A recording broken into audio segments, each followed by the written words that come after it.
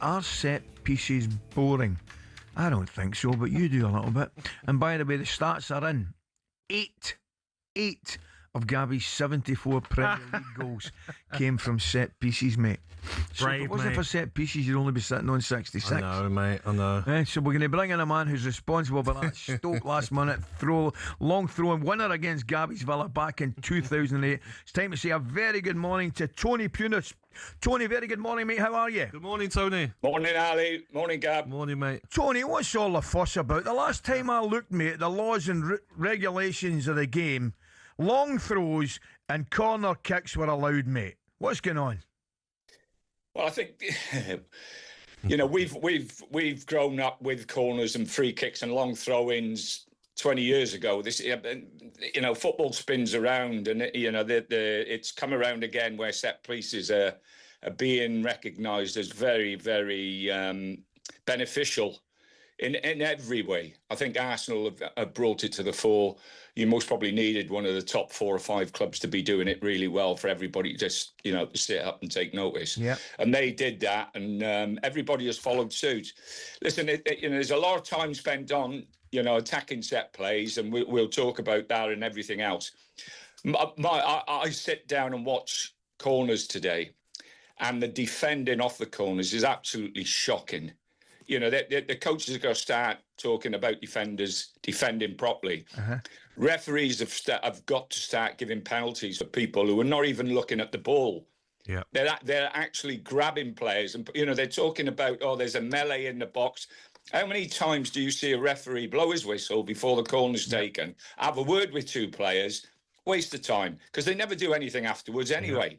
So, start giving penalties, start giving free kicks, and all of a sudden, you won't believe it, it'll stop. Yeah. It will stop. There's absolutely nothing apart from common sense needed in this situation. And like I say, a lot of time is spent on attacking set plays, and I was the worst at it, Gab. But defending set plays, we worked really, really hard on defending set plays as well, and working in a proper manner. Where, defenders are up against attackers and they defend properly. They're looking at the ball, they work with the player's movement, and they make sure when there's contact with the ball, if the forward gets there first, the defender is in his chest and there's contact with it. I remember when we played against your teams, Tony, at Stoke, and Ricardo Fuller, what a unit, Cameron Jones, Shawcross, and Houthi. And you just we got Stoke away, and you'd half want to give away a corner instead of a throw-in. At times, Martin O'Neill was like, do not give a throw-in. You give a throw-in away, you're getting it half-time. But I like I say, they're part of the game. I think when we had that situation with Wenger all those years, I think Arsene tried to stop throw-ins. He wanted the ball to be played, every time the ball go out, there was a box of 5 yards and you could play it in there and get it back and then play it start again. He did everything he possibly could to stop it. But I do honestly think it's part of the game. My big thing is watching players defend offset plays. It's absolutely shocking. And I mean, the referee, let's not get into VAR, whatever happens, because, I could talk about that for a long time. The referees have got to make decisions. They've got to be bold enough to actually send a circle around the clubs and say, listen, we're now going to start giving penalties. If people are not defending properly, we're going to give penalties. And it stops, I think Slotter's come out and moaned about, there's too many free kicks and there's too many corners and it's breaking up the game and this, that and the other. That stops it straight away. Tony, I'm going to take a quick call. You need to stay with us. We've got Abdul. We've got Abdul, an Arsenal fan, who I believe's been mentally scarred by his team, unable to defend your long throw-ins and your corners. Abdul, are you there? Yeah, I'm here. Joe, good morning. Good morning, pal. Good morning, guys. I believe you were a little bit disappointed at your team's inability back in the day to handle Tony's throw-ins and corners. Yeah, back then it was, as everyone said, it was one of the hardest places to go, and we hated it. But my question, if you don't mind me asking, is what's your opinion on this boring football? Like, obviously, Arsenal are known, Arteta's known as the new Tony Pulis.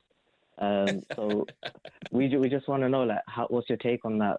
There's people like Slot saying it's boring and stuff like that, but when it was City and Liverpool winning the titles, it was title mentality. But now it's Arsenal doing it. It's boring football. I think you've got a fair point, Abdul. Tony, what do you think?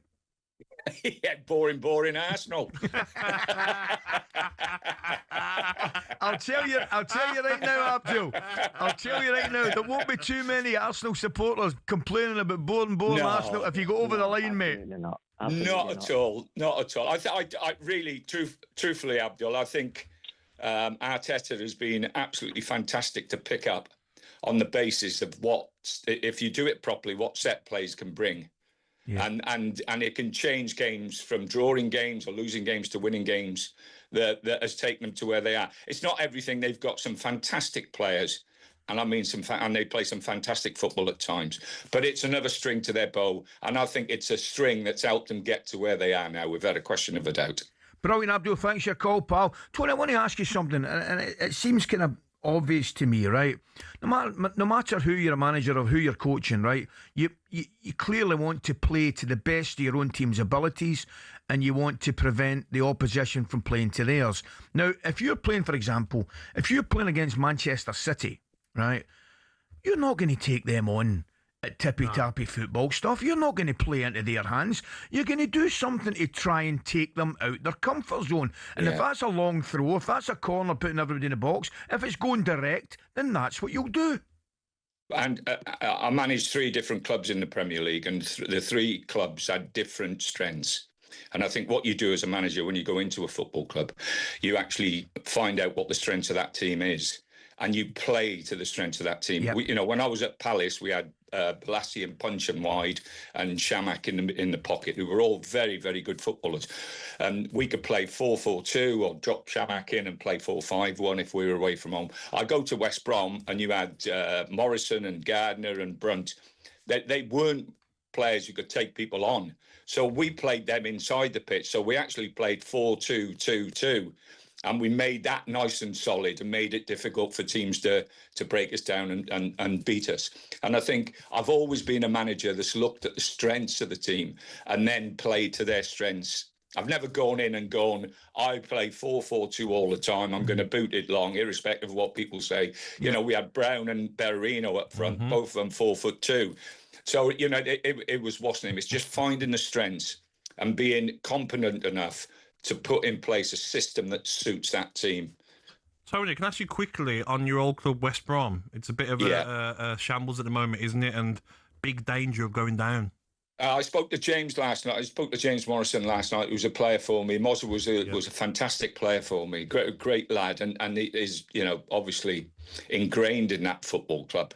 And they have got a real struggle on their hands. There's lots of things happening behind the scenes that people don't. It's always the same, that people don't see and don't understand. Yeah. But it's a fabulous club.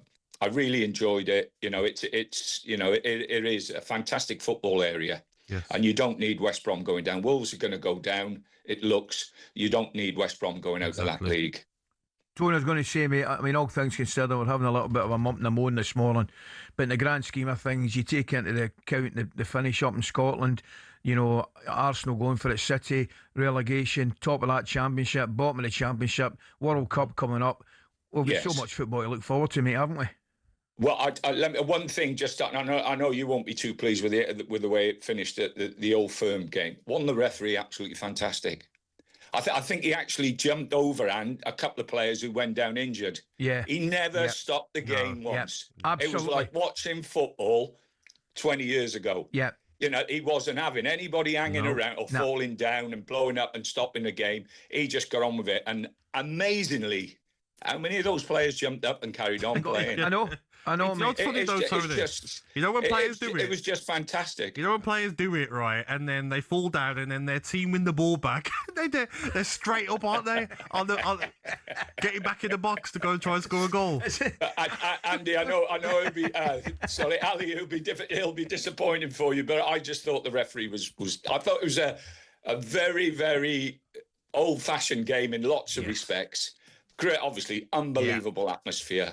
Commitment incredible from both teams and a great result for Martin, especially at the end. I've got to say, Tony, I mean, I just think in the grand scheme of things, yes, you're absolutely right. I was delighted at half time, disappointed at the end of the game. But in the grand scheme of things, well, what's happening up the road? Motherwell, mate, you won't be aware. I think Motherwell have got the best defensive record in Europe. They've only lost 18 goals and they're only 2 points behind, and they've got to play Celtic twice, Hearts twice, Rangers once. It's what an end to the season we're having, mate. It's brilliant. Yeah, brilliant. Well, brilliant. And brilliant. I love those stats. Not conceding many goals. That's right up my street. That's right up my street. I'd write it down for you, Tony. I'd put your name in capital letters up there, mate.